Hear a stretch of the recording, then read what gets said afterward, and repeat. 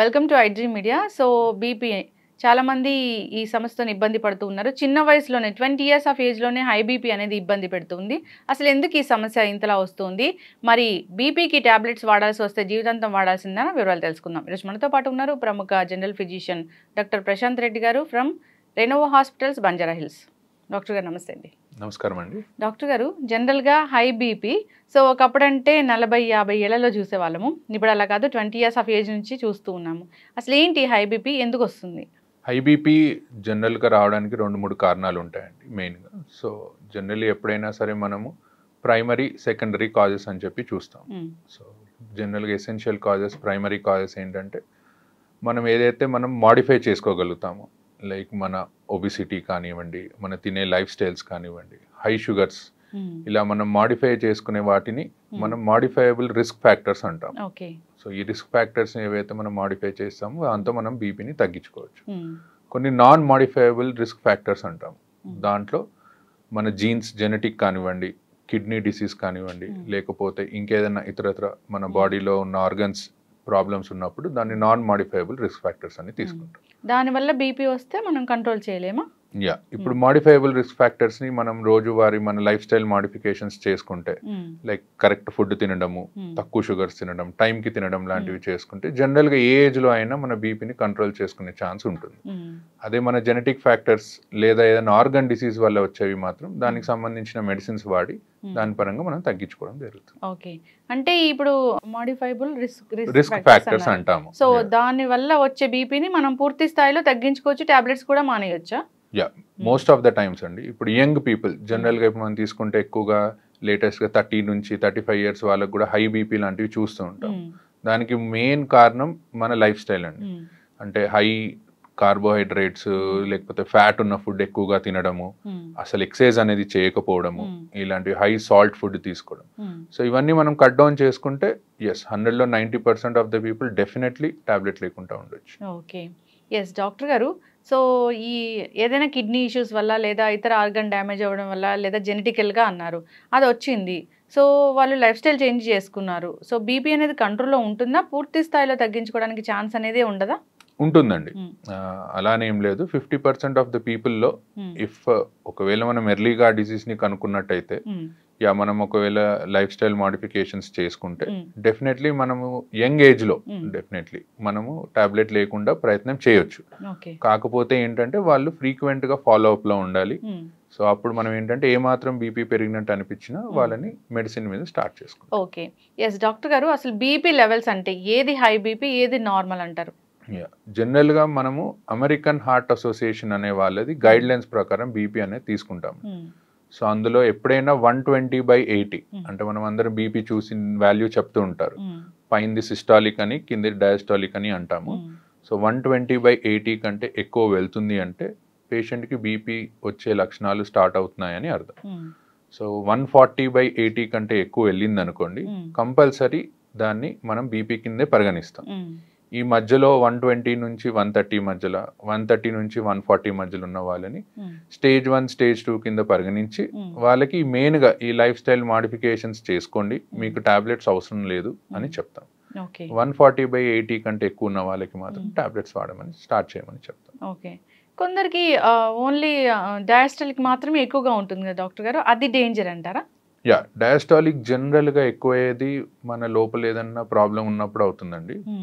మెయిన్గా ఈ కిడ్నీ డిసీజెస్లో, లేకపోతే థైరాయిడ్ ఉన్న వాళ్ళలో, ఇలాంటి వాళ్ళు ఒబిసిటీ ఉన్న వాళ్ళలో, లేదా sleeping disorders problem, obstructive sleep apnea అంటాం, ఇలాంటి వాళ్ళలో జనరల్గా మనం డయాస్టాలిక్ బీపీ కూడా ఎక్కువ అవడం చూస్తుంటాం. And it's more dangerous than this systolic BP ఎక్కువ. సో దానికి కంపల్సరీ మెడిసిన్ వాడాల్సిందే. ఓకే, డయాస్టాలిక్ ఎక్కువ ఉన్నప్పుడు డయాస్టాలిక్ 90 కంటే ఎక్కువ ఉంటే మేము డెఫినెట్లీ ఫస్ట్ మెడిసిన్ అడ్వైస్ చేస్తాము, ఆ లైఫ్ స్టైల్ మాడిఫికేషన్స్ తో పాటు.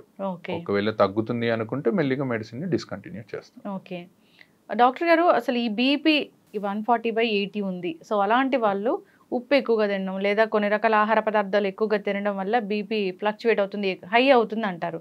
సో అవి ఏంటంటారు? మెయిన్గా సాల్ట్ అండి. సాల్ట్ ఇంటేక్ ఎప్పుడైనా సరే తక్కువగా ఉండాలి. ఇప్పుడు కొంతమంది తినాల్సిన దానికంటే మోతాదుకు మించి సాల్ట్ తీసుకుంటారు. సో ఫస్ట్ అది కట్ డౌన్ చేయాలి. దాంతోపాటు హై కొలెస్ట్రాల్ ఉన్న ఫుడ్ని ఎప్పుడైనా కట్ చేయాలి. కొలెస్ట్రాల్ ఎక్కువ అవుతే మన బ్లడ్ వెళ్ళేది తక్కువ స్పీడ్లో ఎక్కువగా వెళ్తుంది. సో ప్రెషర్ అనేది పెరుగుతూ పోతుంది. సో హై కొలెస్ట్రాల్ ఉన్న ఫుడ్స్ కానీ హై సాల్ట్ ఉన్న ఫుడ్స్ కానీ అవాయిడ్ చేసుకుంటే డెఫినెట్లీ మనం ఒక 5 to 10 డిఫరెన్స్ చూడొచ్చు బీపీలో. ఎస్, ఖచ్చితంగా డాక్టర్ గారు. సో డాక్టర్స్ టాబ్లెట్స్ ప్రిస్క్రైబ్ చేశారు. సో ఏ టైంలో, అంటే ప్రతిరోజు ఒకటే టైంలో వేసుకోవాలా, ఎప్పుడైనా టైం మారితే ఏమైనా ప్రాబ్లమా? సో టాబ్లెట్ వేసుకున్నామా లేదా అని మర్చిపోయి ఇంకో టాబ్లెట్ వేసుకుంటే ఏం జరుగుతుంది? జనరల్గా మన బాడీకి ఒక లైఫ్, మనకి ఎలా అయితే లైఫ్లో ఒక క్లాక్ లాగా ఉంటుందో మన బాడీకి కూడా ఒక క్లాక్ ఉంటుందండి. ఆ క్లాక్ ప్రకారమే మన హార్మోన్స్ రిలీజ్ అవ్వడము, మరి పనిచేయడం లాంటివి ఉంటాయి. సో అందుకే జనరల్గా either mornings or evenings we advise. So either morning before 9 o'clock అట్లా లేదా 10 o'clock లోపు, ఈవినింగ్స్ అది అడ్వైస్ చేస్తాం. సో టైం ప్రకారం తీసుకుంటే ఏంటంటే మన బాడీకి సర్కేడియన్ రిథమ్ అని ఉంటుంది, దానికి బాడీకి అడ్జస్ట్ అయ్యి టాబ్లెట్ సరిగ్గా పనిచేస్తుంది. టాబ్లెట్ సరిగ్గా తీసుకోకపోవడం అంటే కొంతమంది ఒక రోజు తీసుకుంటారు, 2 రోజులు తీసుకోరు, మళ్ళీ తీసుకుంటారు. సో దానివల్ల మోర్ డేంజర్ దాని టాబ్లెట్ తీసుకోకపోవడం. సో దానివల్ల ఏమవుతుందంటే బాడీకి పని చేయాలా పని చేయొద్దా అనే దాంట్లో పడిపోయి టాబ్లెట్ పనితనం ఇంకా తగ్గిపోతుంది. ఓకే, అంటే ఒక రోజు 2 రోజులు తీసుకోవడం మానేస్తే మళ్ళీ తర్వాత స్టార్ట్ చేస్తే అలా అంటే దాన్ని ఫ్రీక్వెంట్ గా చేస్తారు. ఎప్పుడన్నా ఒకసారి అనేది అందరూ మర్చిపోతారు, that's okay, but maximum times మర్చిపోకుండా రోజు వేసుకోవడం is better option. Yes doctor గారు, ఫీవర్స్ వచ్చినప్పుడు నార్మల్గా డోలో అలాంటివి వేసుకుంటూ ఉంటారు. సో అది డాక్టర్ దగ్గరికి వెళ్ళే పని లేకుండా ఇంట్లో over the counter of medicine వాడుతూ ఉంటారు. సో హై బీపీ ఉన్నవాళ్ళు ఇలాంటి డోలోలు వేసుకోవచ్చా? సో అలాంటప్పుడు బీపీ టాబ్లెట్ వేసుకోవచ్చా లేదా? సో జనరల్గా బీపీలో 2 types చూస్తామండి. ఇప్పుడు ఫీవర్ వచ్చినప్పుడు కొంతమందికి బీపీ పెరగొచ్చు, కొంతమందికి తగ్గొచ్చు. సో ఇన్ఫెక్షన్ చాలా ఎక్కువ ఉందనుకోండి, అప్పుడు బీపీ అనేది బాగా తగ్గిపోతూ ఉంటుంది. సో దాన్ని మనం షాక్ అని అంటాము సిచ్యువేషన్. సో అందుకే ఎప్పుడైనా హై గ్రేడ్ ఫీవర్ వస్తే దో మీరు డోలో ఇంట్లో వేసుకున్నా సరే వెళ్ళి డాక్టర్ని కలవండి. కలిసి ఒకసారి బీపీ చెక్ చేసుకుంటే తక్కువగా ఉంటే అప్పుడు పేషెంట్ కండిషన్ని బట్టి టాబ్లెట్ ఆపేయాలా, డోస్ తగ్గించాలా అనేది డాక్టర్ కెన్ డిసైడ్. ఎస్, ఖచ్చితంగా డాక్టర్ గారు. చాలా మంది ఈ మిస్టేక్ అనేది చేస్తూ ఉంటారు. ఎస్, దానివల్ల ఇబ్బందులు అయితే వస్తూనే ఉంటాయి. ఎస్, ఏదైనా ఒక ఇష్యూ వచ్చినప్పుడు అప్పుడే కొత్తగా టాబ్లెట్స్ స్టార్ట్ చేశారు బీపీ టాబ్లెట్స్ అన్నప్పుడు ఇంట్లో మానిటర్ చేసుకోండి, మార్నింగ్ ఈవినింగ్ బీపీ లెవెల్స్ అని అంటారు. సో ఆ బీపీ లెవెల్స్ మానిటర్ చేసుకున్నాక నెక్స్ట్ ఎలాంటి టాబ్లెట్ రాయాలి, తక్కువ రాయాలా, డోసు ఎక్కువ రాయాలా, అలా చెప్తూ ఉంటారు కదా డాక్టర్ గారు. సో అప్పుడు ఏదైనా ఒక 2-3 రోజులు ఫ్లక్చువేట్ అయ్యి 2-3 రోజులు హైగా అయ్యి తర్వాత నార్మల్గా ఉంది లేదా లో అయిపోయినప్పుడు అప్పుడు టాబ్లెట్స్ రాయడం అనేది ఎలా ఉంటుంది, ప్రిస్క్రైబ్ చేయడం అనేది ఎలా ఉంటుంది? జనరల్గా ఎవరికైనా ఫస్ట్ టైం బీపీ వచ్చినప్పుడు అండి, ఎక్కువగా యంగ్ ఏజ్ వాళ్ళకి, let's take less than 50 years young age వచ్చిన వాళ్ళకి మేము ఏం చెప్తామంటే దేర్ ఇస్ హై ఛాన్స్ మన లైఫ్ స్టైల్ మార్చుకొని ఇలా చేసుకొని మనం బీపీ తగ్గించుకోవచ్చు అని. అండ్ ఒక్కొక్కసారి డాక్టర్ దగ్గరకు వచ్చినప్పుడు రీడింగ్ అనేది ఎక్కువ రావచ్చు. వైట్ కోట్ హైపర్ టెన్షన్ అంటాము, అంటే డాక్టర్ని చూడగానే బీపీ అనేది పెరుగుతూ వెళ్తుంది. సో అలాంటి వాళ్ళకి ఏం చెప్తామంటే మీరు ఒక 3 to 5 days 2 times in a day check చేసుకోండి రీడింగ్స్ అని. సో కన్సెక్యూటివ్ రీడింగ్స్ అండి, అంటే 3 consecutive రీడింగ్స్ 3 సార్లు ఎక్కువ వచ్చాయనుకోండి డెఫినెటివ్గా టాబ్లెట్ స్టార్ట్ చేస్తాం. సో 3 సార్లు కాకుండా ఒకసారి వచ్చింది మిగతా 2 times తక్కువ వచ్చింది అలా అనుకుంటే first life style modifications advice చేస్తాం. ఎస్, ఖచ్చితంగా డాక్టర్ గారు. సో బీపీ మిషన్స్ చాలా డిజిటల్ మిషన్స్ వచ్చాయి. సో వాటిలో చెక్ చేసుకుంటే వచ్చేది కరెక్ట్ వాల్యూ అయినా నార్మల్గా డాక్టర్ దగ్గరికి వెళ్ళినప్పుడు వేరే బీపీ మిషన్ ఉంటుంది, అది కరెక్టా? సో ఎట్లా అంటారు? ఎలక్ట్రానిక్ మిషన్స్కి మేము చూసే మిషన్స్కి ఏంటంటే మెర్క్యూరీ ఉంటుందండి. మేము చూసే మిషన్స్లో it's much more accurate.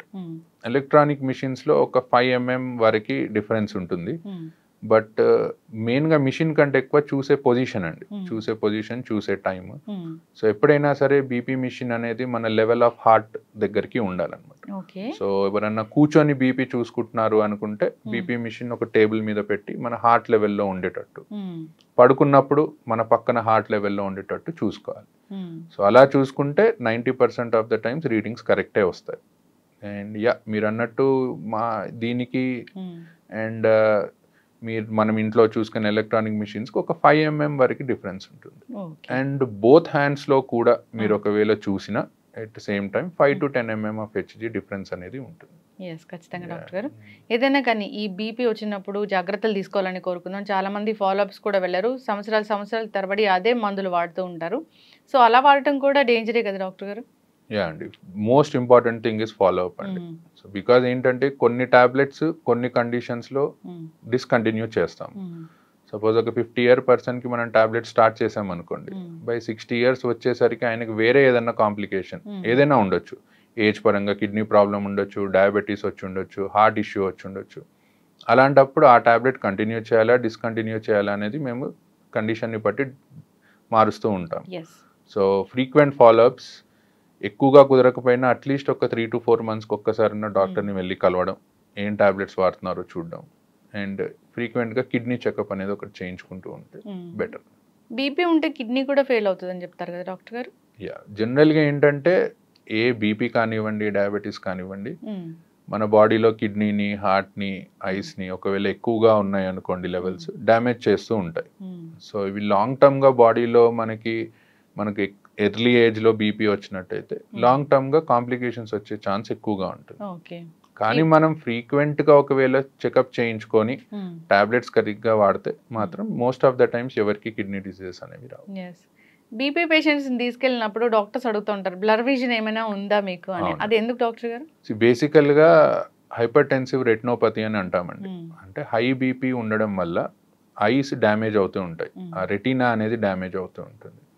And so దానికోసం ఏంటంటే ఎవరైనా కొత్తగా బీపీ డయాగ్నోస్ అయిన వాళ్ళు, హై బీపీతో డయాగ్నోస్ అయిన వాళ్ళకి ఫస్ట్ వెళ్ళి ఒకసారి ఐ చెకప్ చేయించుకోమని చెప్తాం. ఎందుకంటే మనకి ఎన్ని రోజుల నుంచి హై బీపీ ఉందనేది తెలియదు, ఎంత డ్యామేజ్ అయిందనేది తెలియదు. సో ఒకసారి చెక్ చేయించుకొని దాని తర్వాత దెన్ వి గో అహెడ్.